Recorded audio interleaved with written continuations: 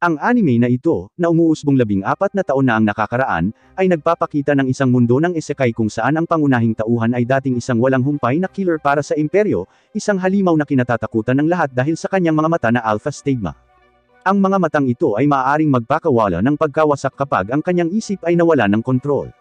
Sa isang misyon, ang lahat ng kanyang mga kasamahan sa koponan ay nabura, naiwan lamang ang dalawang kaibigan. Isang sandali, isang batang babae ang nagtapat ng kanyang pagmamahal sa kanya. Ang sumunod, siya ay pinagsamantalahan ng kaaway. Nang masaksihan ito, nawala ng kontrol si Reiner habang umaalingaw sa kanyang isipan ang mga demonyong bulong, na walang saysay na nakikipaglaban sa kanila.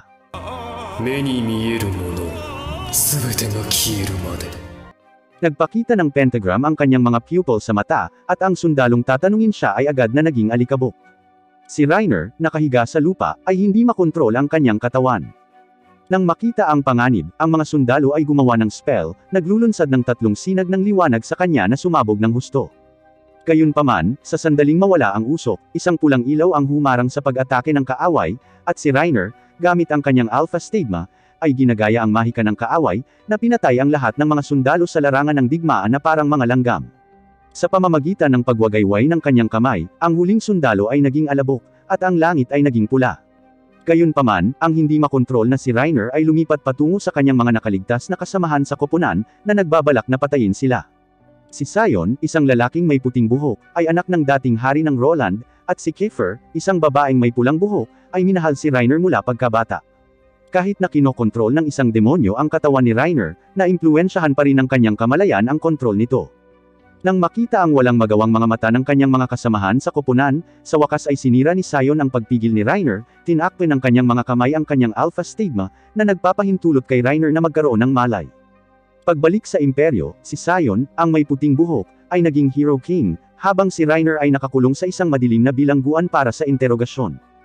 Pagkatapos ng interogasyon, isang matandang lalaki ang nagsabi kay Reiner na maaaring pagbigyan siya ng hari ng isang kahilingan. Sa hindi inaasahang pagkakataon, pinili ni Reiner na bisitahin ang selda ni Kiefer.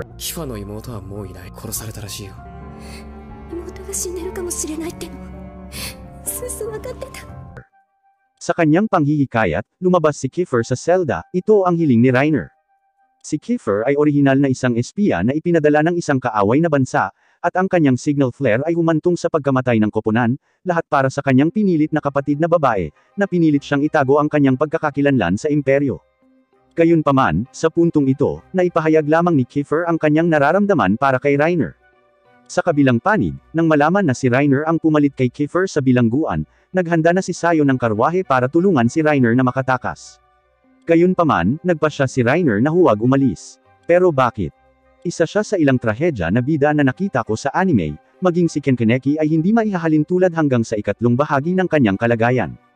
Mula sa isang murang edad, siya ay nagtataglay ng mga mata ng demonyo, na nagre-resulta sa pangkalahatang paghamak.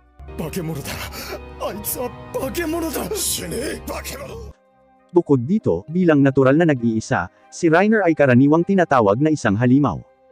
Sa pagmumuni-muni sa kanyang pagkabata, ang kanyang ina, nang matuklasan ang kanyang alpha stigma, ay gustong wakasan ang kanyang buhay, ngunit ang kanyang ama ay namagitan, sa huli ay hinikayat siya na talikuran ang ideya at nangakong protektahan siya. Gayunpaman, ang mga nawawalang alaalang ito ay halos nakalimutan na sa kanyang isipan.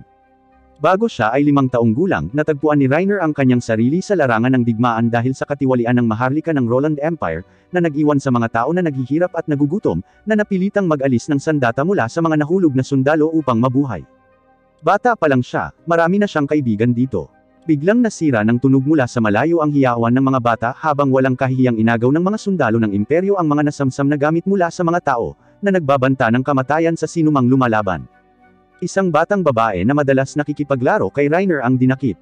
Nang magmakaawa ang kanyang ina na palayain ang kanyang anak, pinatay siya sa harap mismo ng mga mata ng babae.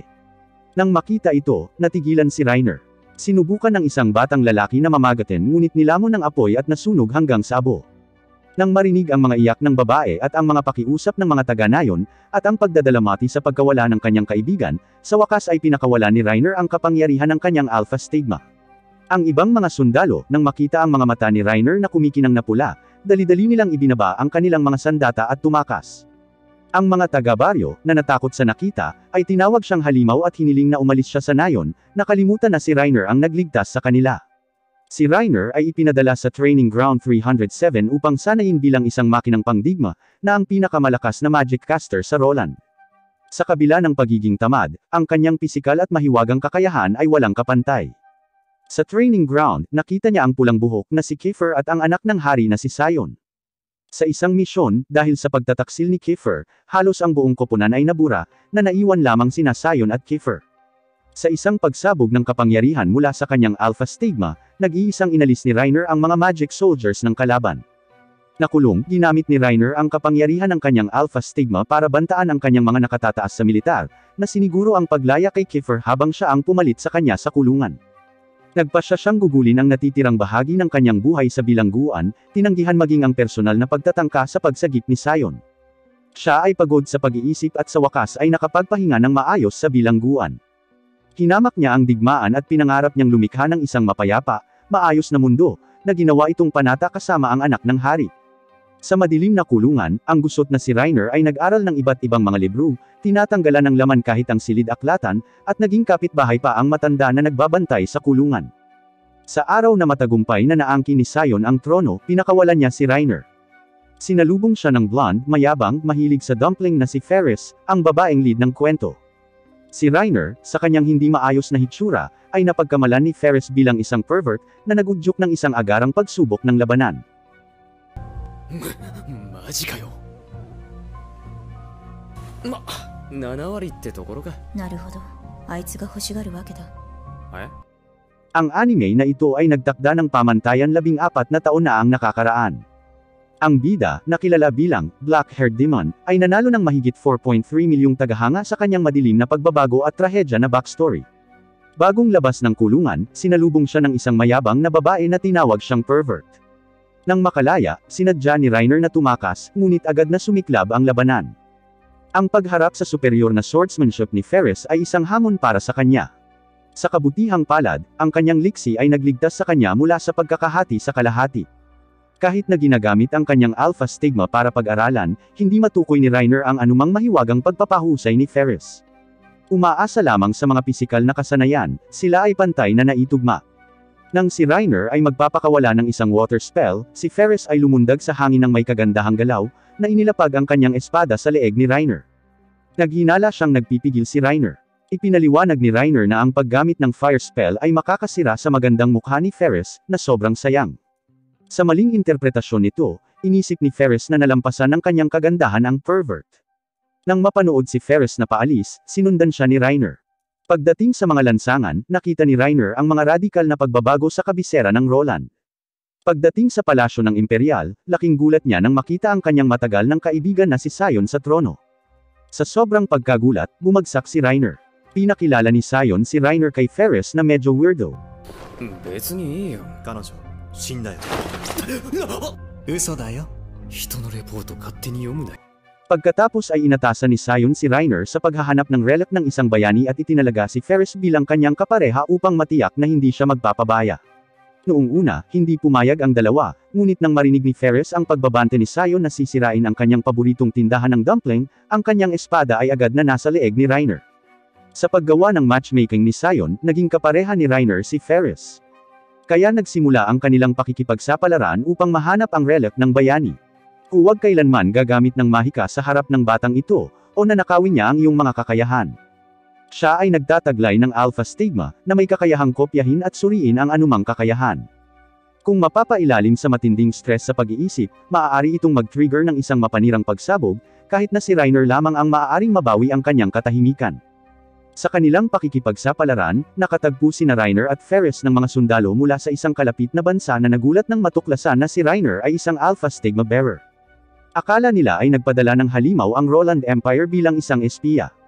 Si Ferris, na itinuro ang bulok na si Reiner, ay nagsabi na hindi siya maaaring maging isang espiya. Sumagot si Reiner, tinawag si Ferris na isang babaeng sobrang kumpiyansa, na hindi niya inaasahang inamin. Biglang sumalakay ang mga sundalo ng kaaway, ngunit madaling nabali ni Ferris ang lahat ng kanilang mga espada, na natakot sa kanila. Si Reiner, ang pinakamalakas na salamangkero ng imperyo, ay natalo lamang ni Ferris, na hinimok siyang makipagsabayan. Sa sumunod na sandali, dinala ni Ferris si Reiner sa isang dumpling shop. Bilang isang dumpling fanatic, siya ay baluktot. Si Reiner, na nagtataka, ay nagtanong, hindi ba dapat nating hanapin ang relic ng bayani? Ngunit sinabi ni Ferris na walang mas mahalaga kaysa sa dumplings. Karaniwan na kay Ferris ang pananakit kay Reiner ng kanyang espada paminsan-minsan. Maya-maya pa ay dumating na ang dalawa sa isang ruin. Ginamit ni Reiner ang kanyang Alpha Stigma para pag-aralan ang magic seal sa gate. これは結構厄介だな。 Naiinip, sinabihan siya ni Ferris na tumabi. Habang nagsasalita siya, isang pagsabog ng enerhiya ng espada ang halos makaahit sa anit ni Reiner. Pagkatapos ay hinati ni Ferris ang gate sa dalawa gamit ang isang solong strike, na nakuha niya ang titulo ng isang matapang na mandirigma. Nakipagsapalaran sila ng mas malalim sa mga guho, nang hindi nila namamalayan na may isang pulutong na sumusunod sa kanila. Ang batang babae ay hindi sinasadyang nag-trigger ng isang mekanismo, na halos patayin si Reiner sa lugar. Natapakan din ni Ferris ang isang bitag, at hindi nagtagal ay tila nalalapit na ang isang napakalaking baha. Ginamit niyang stepping stone ang mukha ni Reiner, at sa sumunod na segundo, naanod si Reiner. Nang magising siya, nakita niya ang babaeng sumusubaybay sa kanya sa ilalim ng kanyang pandya. Nagmamadaling nagpakilala ang dalaga, ngunit bago pa man matapos ay tuluyan na siyang hindi pinansin ni Reiner at Ferris. Hindi napigilan, patuloy siyang sumunod sa kanila. Hinarang ni Reiner ang kanyang mga pag-atake, at hiniling siya ng batang babae na bumalik sa kanya. Gayunpaman, ang kanyang mga salita ay nagpaisip kay Ferris na siya ay isa pa sa mga biktima ni Reiner, at si Reiner ay maling sinisi. こうなったら実力行使で捕まえちゃうんだから求めるライナー Biglang, isang lindol ang naganap, at isang sinag ng liwanag ang natipon sa kalangitan, na tumutuon sa isang relic statue na pagkatapos ay sumabog ng marahas. Sa kabutihang palad, mabilis na tumakbo sina Ferris at Reiner upang makatakas. Hindi matukoy ng Alpha Stigma ni Reiner ang istruktura ng estatwa, na nagmumungkahi na maaaring ito ang tagapag-alaga ng mga guho.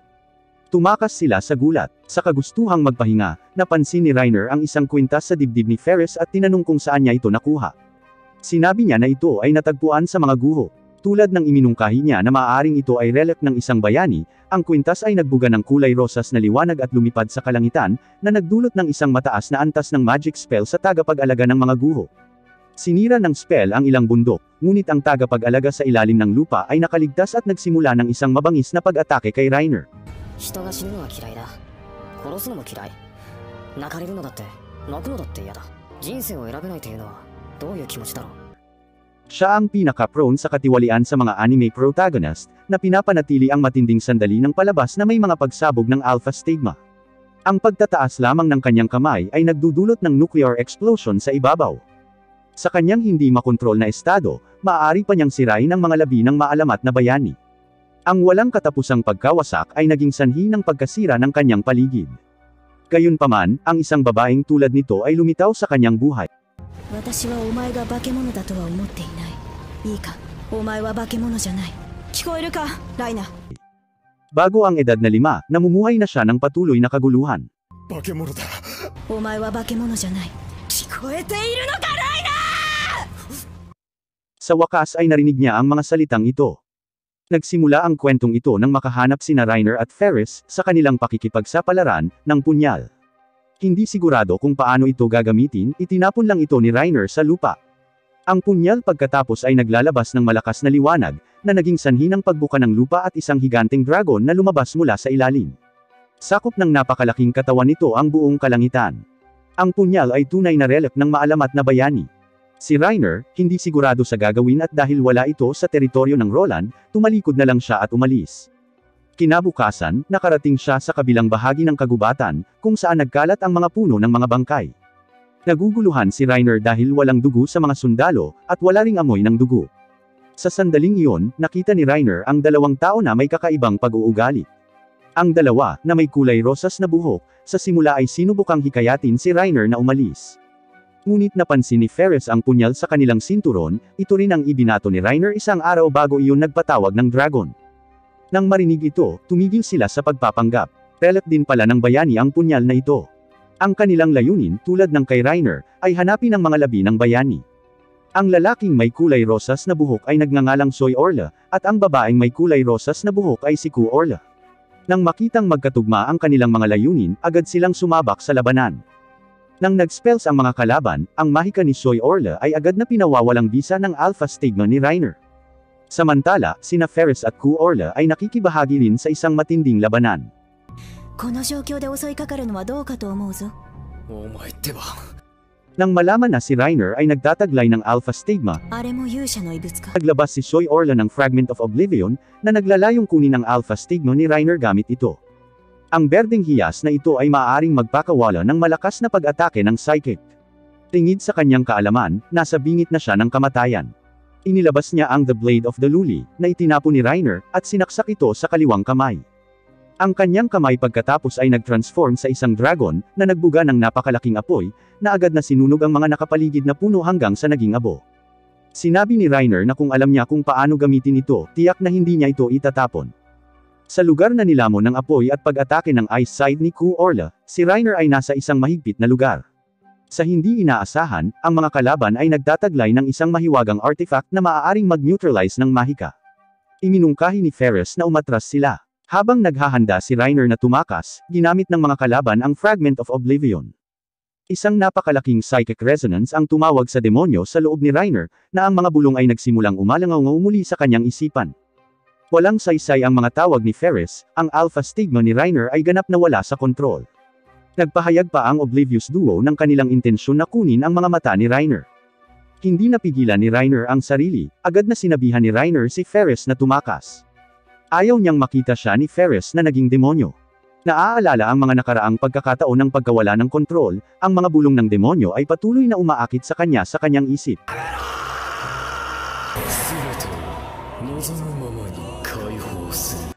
Biglang nagbago ang estilo ng eksena, at naging pula ang langit. Sa sandaling iyon, mayabang pa rin si Soy Orla, na nagpaplanong kunin ang crystallized Alpha Stigma mula kay Reiner. Samantala, si Reiner sa langit ay nabaliw.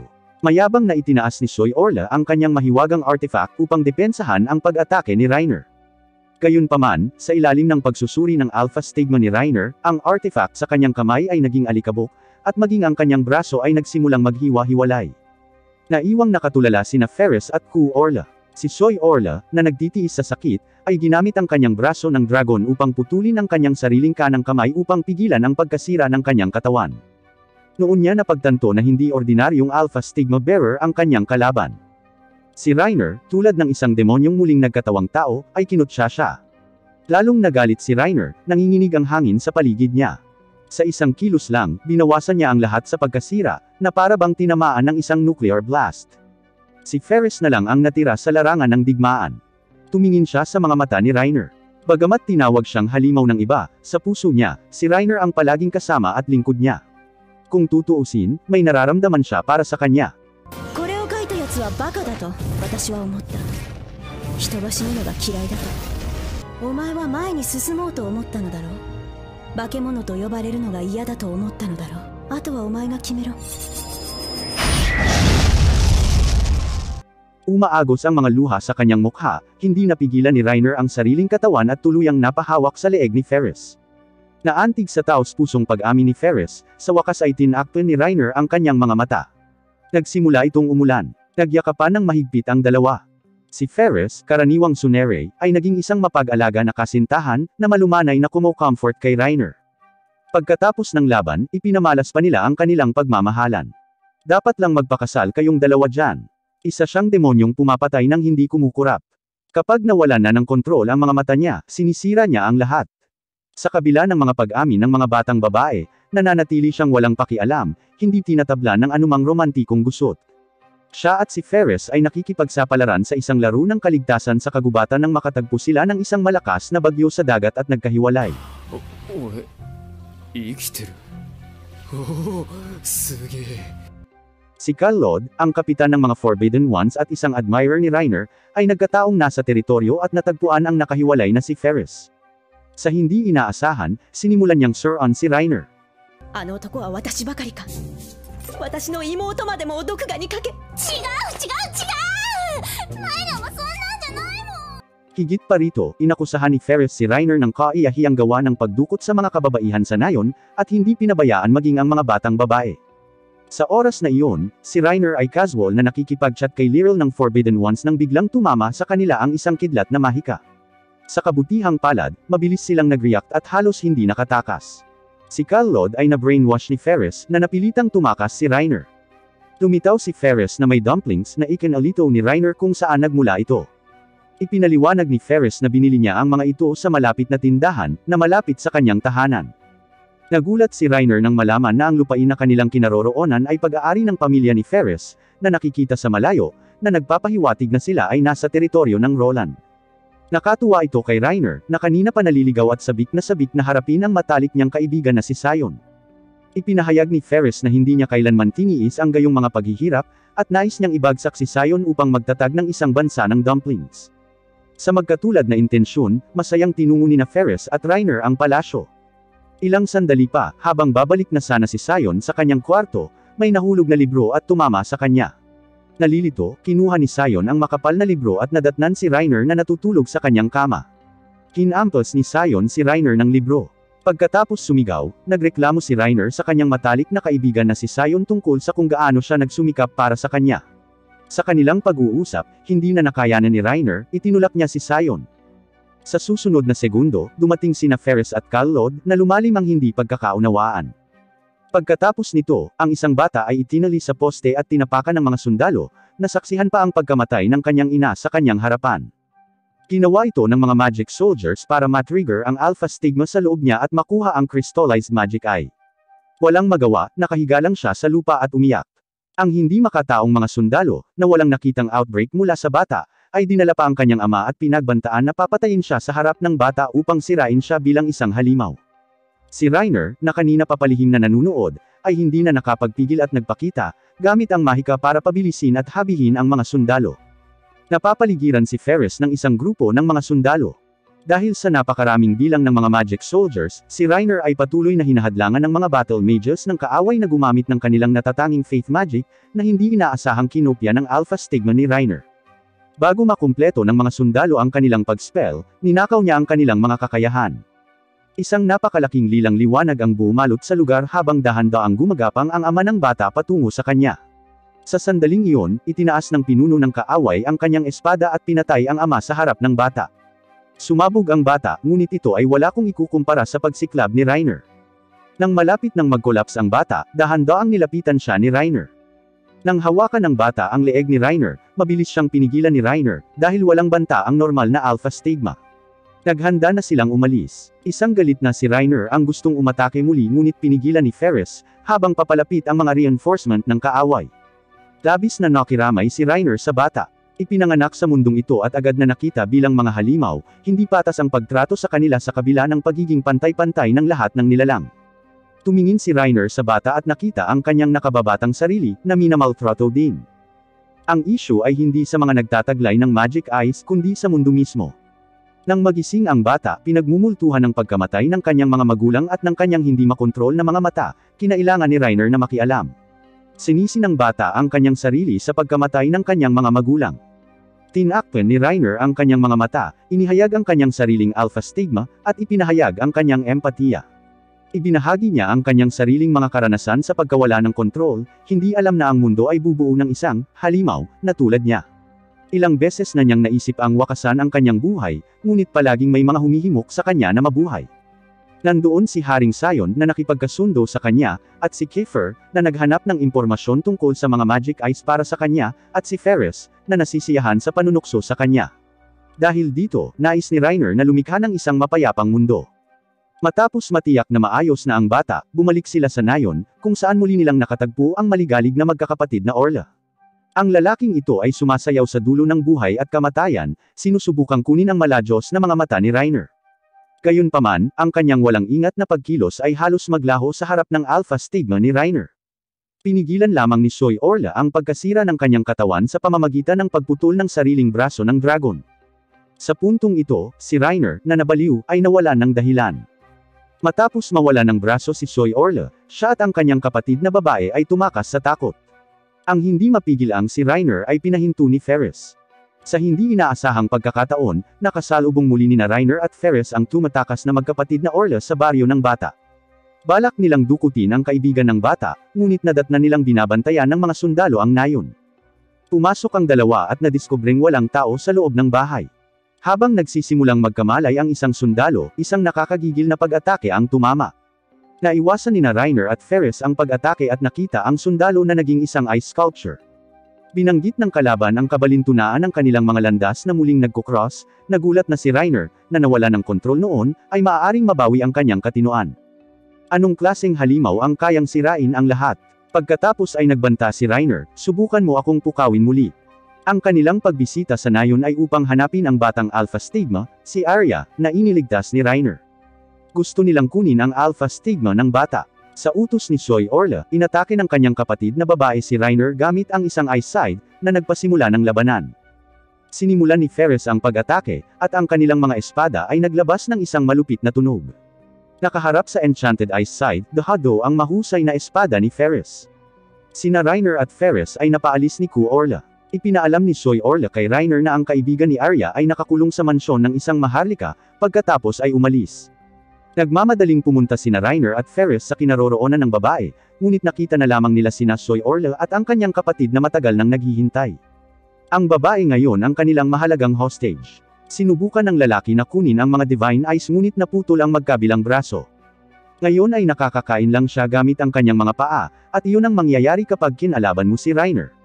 Kamakailan lamang, kinidnap ni Soy Orla ang kaibigan ni Arya. Dumating sina Reiner at Ferris sa mansyon ng maharlika. Si Soy Orla, hindi napigilan, ay nagpatuloy sa pagbabalak laban kay Reiner. Dahil hindi siya matalo, naisipan niyang palitan si Reiner. Sinabi ni Soy Orla na ang mundo ay nasa kamay na ng Gastark Empire. Nilalayo ng kanilang Hero King na lumikha ng isang mapayapang mundo, kaya kinailangan nilang kolektahin ang mga labi ng mga bayani.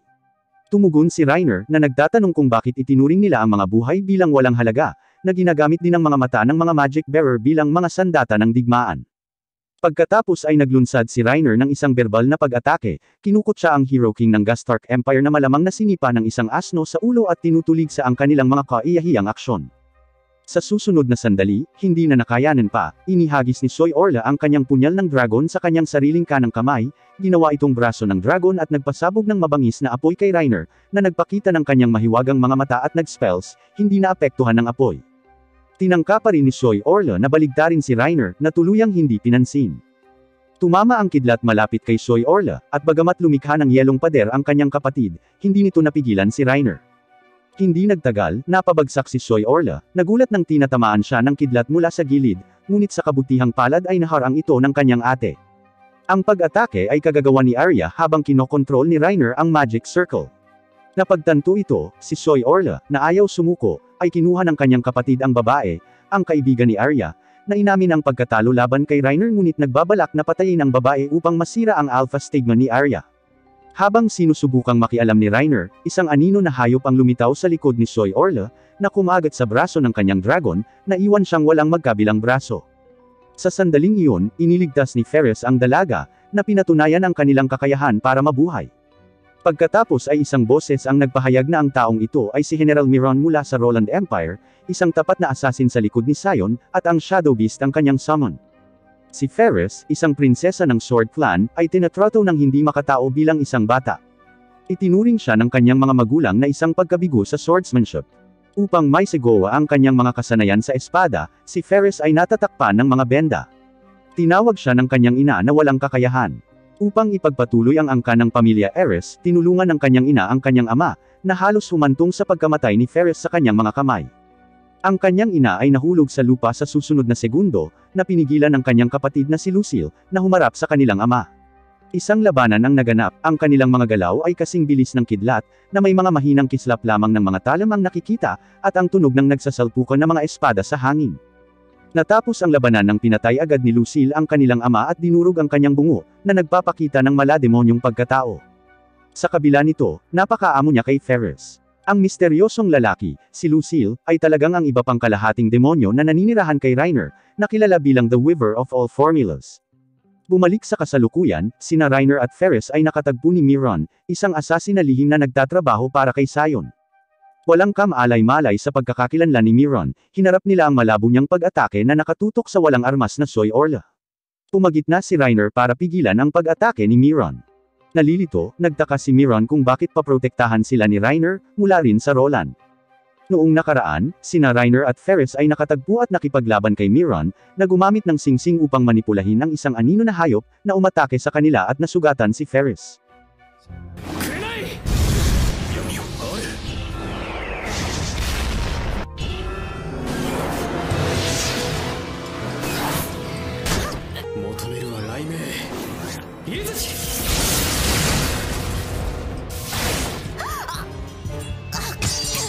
Noong panahong iyon, hindi alam ni Miron na kakampi niya si Reiner. Kaya, nang muling makita ni Reiner si Miron, itinuring niya ito bilang isang kaaway. 今あなた方と戦う必要は感じませんので、やはりいずれ私はあなたを殺すことになりそうだ。 Ang anime na ito mula 2010 ay isang obra maestra ng kulto na ang bawat karakter ay maladyos. Hindi lamang nobela ang tagpuan, ngunit puno rin ng twists and turns ang plot. Sa kasamaang palad, ang anime ay sumasaklaw lamang sa prologue. Si Reiner ay kilala bilang isang nakakatakot na halimaw sa loob ng imperyo, na orihinal na sinanay bilang isang makinang pangdigma. Gayunpaman, ang isang aksidente ay nagiging sanhi ng kanyang mahiwagang mga mata na mawalan ng kontrol, na halos humantong sa pagkalipol ng buong hukbo. Sa mundong ito, ang mga batang ipinanganak na may mahiwagang mga mata ay maaaring gamitin bilang mga makinang pangdigma o tanggalin ang kanilang mga mata. Bukod dito, ang backstory ng babaeng protagonist na si Ferris ay napakatrahedya.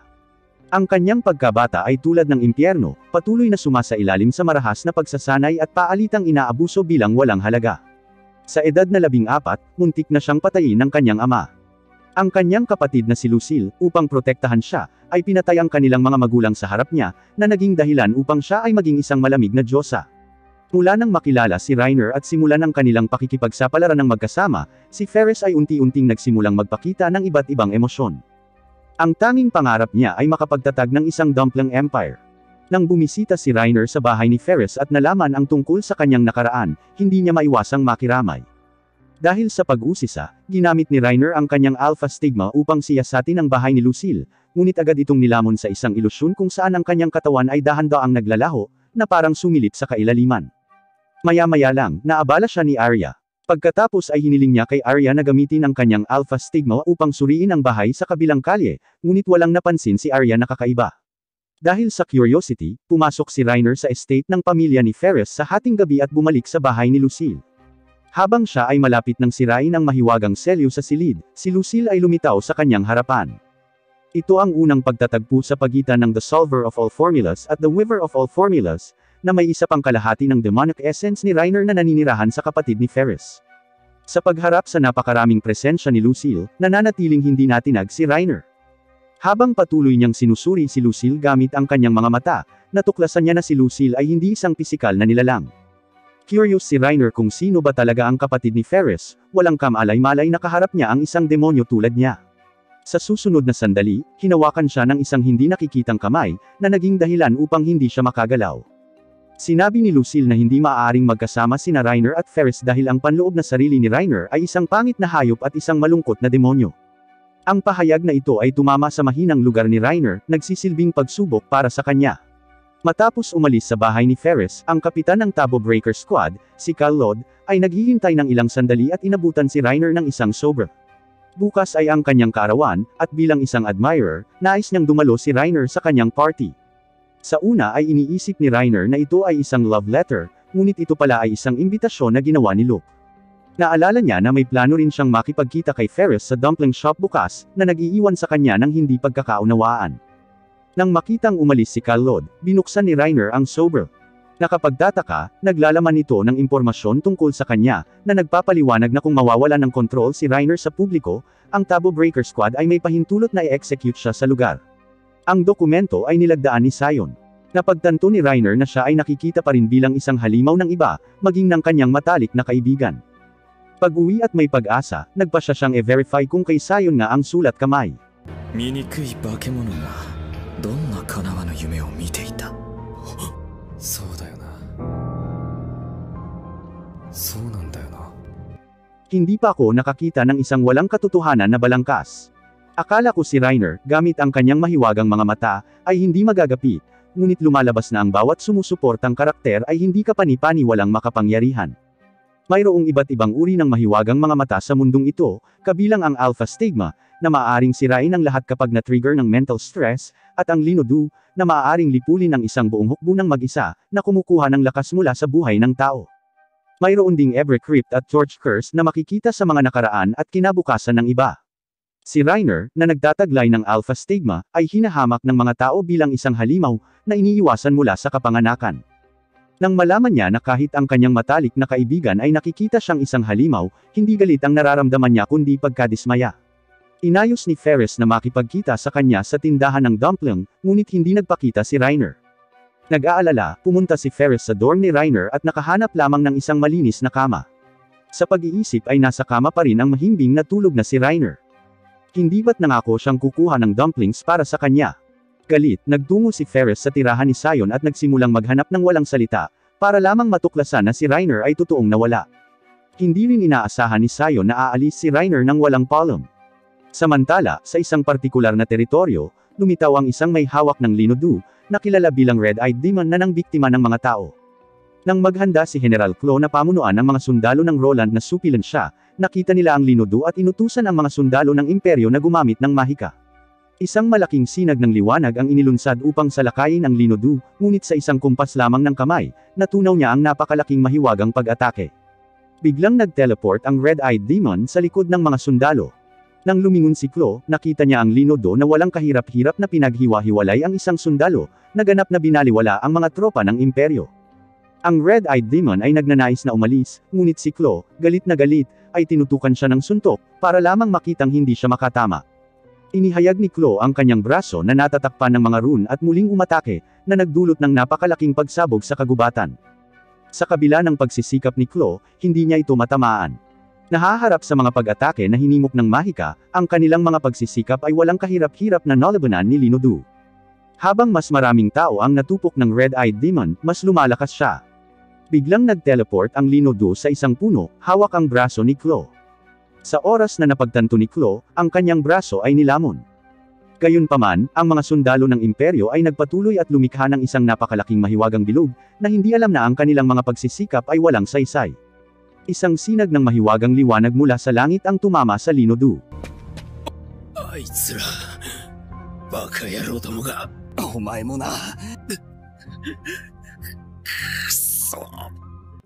Siya ang pinakamahina na overpowered na karakter sa mundong ito, na may isang demonyong nakaselyo sa loob niya.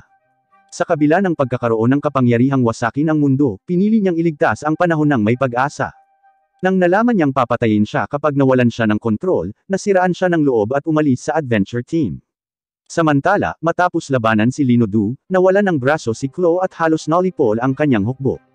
Nagising si Linodu mula sa sinapupunan, nilalamon ang kanyang ina sa pagsilang, tinitingnan ang pagkonsumo ng tao bilang walang halaga. Iba si Reiner, na may Alpha Stigma.